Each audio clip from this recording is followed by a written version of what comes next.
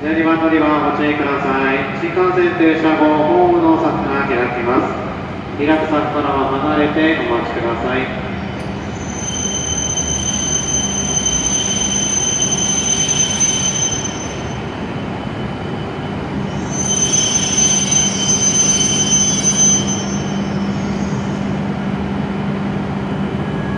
左番乗りはご注意ください。ホーム、列車のドアが開きます。降りるお客様、先にお通しいただきますようお願いいたします。7様です。ご乗車ありがとうございました。七尾線 IR 石川鉄道はお乗り換えです。この列車はご乗車ありがとうございました。金沢です。車内にお忘れ物、落とし物なさいませんようご注意ください。12番乗り場の列車は1時3分発、輝き518号東京行きで、ご利用のお客様、車内でお待ちください。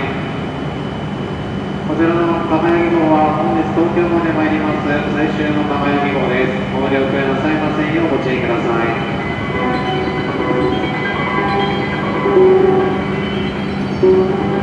12番乗り場から輝き518号東京行きが発車します。ドアが閉まります。ご注意ください。お見送りのお客様はホームの柵の内側までお下がりください。12番乗り場から輝き号東京行きが発車いたします。ベルが鳴り上げますと、列車のドアとホームの柵閉まります。ご注意ください。